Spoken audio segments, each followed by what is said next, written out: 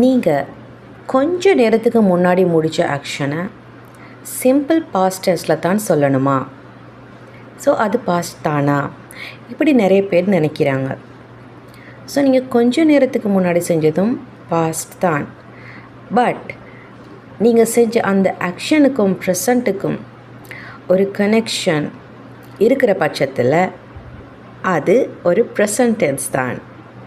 அதுக்கு பேர் என்னன்னு சொன்னால் present perfect tense.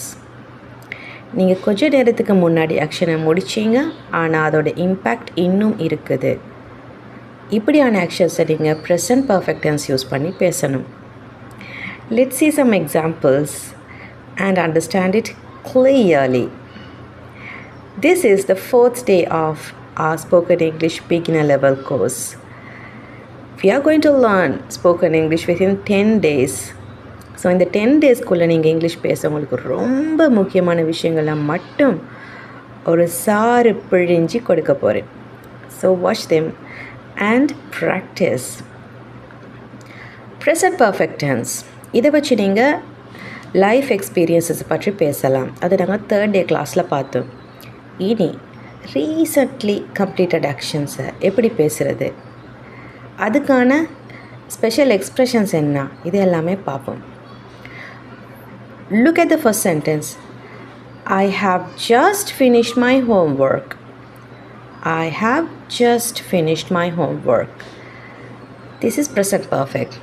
Subject I, have helping verb. எப்போவுமே present perfect tenseல நீங்கள் helping verb-ஆக have அல்லது has யூஸ் பண்ணுறீங்க. have யூஸ் பண்ணுவது I, we, you, they plural noun subject-ஆக வந்தால், has யூஸ் பண்ணுவது he, she, it singular noun subject-ஆக வந்தால். ஸோ ஹெல்பிங் வேர்புக்கு பின்னாடி வரக்கூடிய மெயின் வேர்ப் V3 ஃபார்மேட்டில் நீங்கள் யூஸ் பண்ணணும். What is it? Past participle form of verb. So இங்கிலீஷில் இருக்கக்கூடிய அத்தனை வேர்ப்ஸுக்கும் வெவ்வேறு ஃபார்ம்ஸ் இருக்கின்றன. V1, V2, V3. V1 base form, அடிப்படையான form. For example play. V2 simple past form, played. V3 past participle, played. Play, played, played. Eat, ate, eaten. Drink, drank, drunk. Clean, cleaned, cleaned. So இவ்வாறான forms. So இதில் 3வது form past participle ஃபார்மை தான் நாங்கள் present perfect டென்ஸில் use பண்ணணும். Now see this example sentence again. I have just finished my homework. So just என்பது நாங்கள் இந்த இடத்துல யூஸ் பண்ணும்போது அதோடைய மீனிங் எப்படி வருதுண்டா, இப்போ தான். I have just finished my homework, இப்போ தான் என்னோட ஹோம்ஒர்க்கை முடித்தேன். ஸோ இப்போ தான் முடிச்சிங்கன்னு சொன்னால் அதோட ரிசல்ட்ஸ் இன்னும் இருக்கும். பிகாஸ் நீங்கள் செய்த அந்த ஹோம்ஒர்க் இப்போ கம்ப்ளீட் பண்ணப்பட்ட நிலையில் இருக்குது. ஓகே, ஸோ பாஸ்டில் அந்த விஷயம் கம்ப்ளீட் ஆனாலும் ப்ரெசண்ட்டில் அதோட இம்பேக்ட் இருக்குது. அதனால நாங்கள் ப்ரெசன்ட் பர்ஃபெக்ட் டென்ஸில் இந்த விஷயத்தை பேசுகிறோம். I have just finished my homework. She has just arrived at the station. So இப்போ தான் அவள் ஸ்டேஷனுக்கு வந்தடைஞ்சிக்கிறா. Okay, she is still in the station. இன்னமும் அங்கே தானே இருக்கிறா. ஓகே, இப்போ தான் வந்து அடைஞ்சு இருக்கிறா. We have just eaten lunch. இப்போ தான் லஞ்ச் எடுத்துட்டோம். He has just called me. அவன் இப்போ தான் எனக்கு phone பண்ணியிருந்தான். They have just left the office. அவங்க இப்போ தான் ஆஃபீஸை விட்டு கிளப்பிட்டாங்க. ஓகே, ஜஸ்ட் என்று சொல்லி நீங்கள் ப்ரெசன்ட் பர்ஃபெக்ட் டென்ஸில் யூஸ் பண்ணும் பொழுது இப்போ தான் இந்த விஷயம் நடந்துருச்சு என்று பேசுகிறோம். நெக்ஸ்ட், ஆல்ரெடி அப்படின்ற எக்ஸ்ப்ரெஷனையும் எங்களுக்கு ப்ரெசன்ட் பர்ஃபெக்ட் டென்ஸில் யூஸ் பண்ணலாம் இப்போ முடிஞ்ச ஆக்ஷன்ஸ்க்கு. ஓகே, இதில் மீனிங் ஏற்கனவே. I have already completed the project. நான் ஏற்கனவே ப்ராஜெக்டை கம்ப்ளீட் பண்ணியிருக்கிறேன். She has already watch the movie. அவள் ஏற்கனவே அந்த மூவியை பார்த்துட்டாள். We have already booked the tickets. நாங்கள் ஏற்கனவே டிக்கெட்ஸை புக் பண்ணியிருக்கிறோம். He has already cleaned his room. அவன் தன்னோட அறையை ஏற்கனவே க்ளீன் பண்ணிட்டான். They have already started the meeting. அவர்கள் ஏற்கனவே மீட்டிங்கை ஸ்டார்ட் பண்ணி இருக்கிறாங்க. நெக்ஸ்ட் ஒன், yet என்று நாங்கள் யூஸ் பண்ணுவது நெகட்டிவ் அண்ட் கொஸ்டின் சென்டென்சஸில். Now look at these example sentences. Haven't you finished your homework yet? நீ இன்னும் உன்னோட ஹோம்ஒர்க்கை முடிக்கலையா? I haven't finished the report yet. நான் இன்னும் என்னோட ரிப்போர்ட்டை செய்து முடிக்கலை. ஸோ இன்னும் முடிக்கலை அப்படி சொல்கிறது. Hasn't she arrived yet? அவள் இன்னும் வந்தடையலையா? They haven't decided yet. அவர்கள் இன்னும் முடிவு செய்யவில்லை. Understood? ஸோ நெகட்டிவ் ஃபார்மேட்டில் இந்த சென்டென்சஸை யூஸ் பண்ண நீங்கள் yet என்று சொல்லலாம். இதுக்காக இன்னும் ஒரு விஷயம் நடக்கலை அல்லது இன்னும் செய்யவில்லையா என்று கொஸ்டின் பண்ணுவதற்காக வேண்டி. ஓகே, ரீசெண்டாக கம்ப்ளீட் பண்ணப்பட்ட ஆக்ஷன் பற்றி பேச நாங்கள் ப்ரெசன்ட் பர்ஃபெக்ட் டென்ஸை யூஸ் பண்ணினோம். நெக்ஸ்ட் another யூஸை இப்போ பார்க்க போகிறோம். என்னென்னு பார்த்தா an action continuing for a period of time. பாஸ்டில் ஒரு காலகட்டத்தில் ஸ்டார்ட் பண்ணப்பட்ட ஆக்ஷன். ஓகே, பாஸ்டில் ஒரு காலகட்டத்தில் ஸ்டார்ட் பண்ணப்பட்ட ஆக்ஷன் இன்னமும் அதே நிலையில் தொடர்ந்து கொண்டு இருக்குது என்று சொன்னால் அதையும் எங்களுக்கு ப்ரெசன்ட் பர்ஃபெக்ட் டென்ஸில் யூஸ் பண்ண முடியும். இதுக்காக நாங்கள் டிஃப்ரெண்ட் டைம் எக்ஸ்ப்ரெஷன்ஸ் யூஸ் பண்ணுவோம். அதாவது எப்போ இருந்து அந்த விஷயம் நடந்து கொண்டு இருக்குது என்று சொல்ல அதுக்காக நாங்கள் சின்ஸ் என்ற ப்ரிப்போசிஷனை யூஸ் பண்ணுவோம்.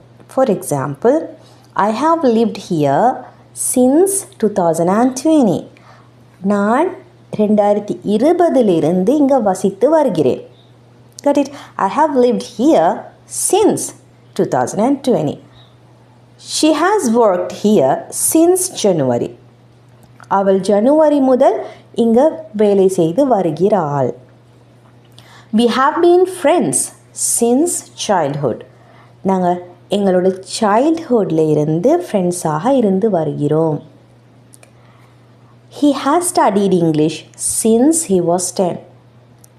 Since he was 10.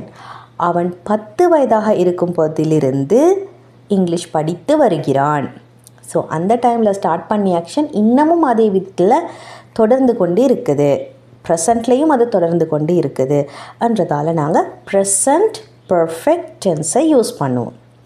ஸோ இப்போவிலிருந்து என்று சொல்கிறதுக்காக சின்ஸ் என்று சொல்லி அந்த காலகட்டத்தை மென்ஷன் பண்ணுறோம். They have lived in Colombo since last year.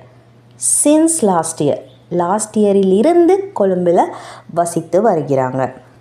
அடுத்து இதே போல் நாங்கள் இறந்த காலத்தில் ஒரு காலகட்டத்தில் ஸ்டார்ட் பண்ணப்பட்ட ஆக்ஷன் இன்னமும் தொடர்ந்து கொண்டு இருக்கும் பட்சத்தில் எவ்வளவு காலமாக அது தொடர்ந்து கொண்டு இருக்குது என்பதையும் மென்ஷன் பண்ண முடியும். Using the preposition for. I have lived here for 3 years. 3 வருடங்களாக இங்கு வசித்து வருகிறேன். She has worked in this school for 6 months. 6 மாத காலமாக அவள் இந்த ஸ்கூலில் வேலை பார்த்து வருகிறாள். We have known each other for a long time. நாங்கள் ரொம்ப காலமாக ஒருத்தர் அறிந்து இருக்கிறோம். For a long time.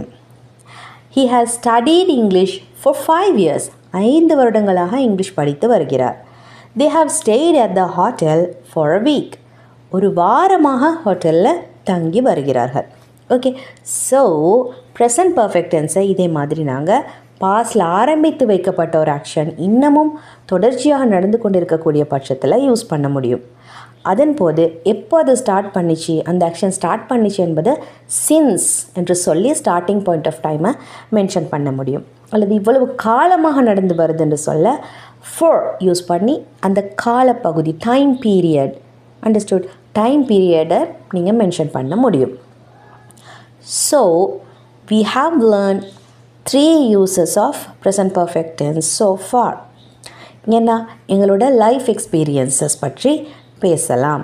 அதே போல் ரீசன்ட் ஆக்ஷன் ஒன்றை பற்றி பேசலாம். ஸோ அந்த ரீசன்ட் ஆக்ஷனோட இம்பேக்ட் ப்ரெசண்ட்லேயும் இருக்கும் என்ற பட்சத்தில் ப்ரெசன்ட் பர்ஃபெக்ட் டென்ஸை யூஸ் பண்ணலாம். அண்ட் ஆல்சோ பாஸ்டில் ஸ்டார்ட் பண்ணப்பட்ட ஒரு ஆக்ஷன் இன்னமும் அதே போல் தொடர்ந்து கொண்டு இருக்குதுன்றாலும் இதே மாதிரி ப்ரெசன்ட் பர்ஃபெக்ட் டென்ஸ் யூஸ் பண்ணி நாங்கள் பேசிக்கொள்ள முடியும். So that is very easy to use present perfect tense in your daily conversations. So practice it well and use it in your daily conversations. Let's meet with another very, very important lesson. Until that, take care.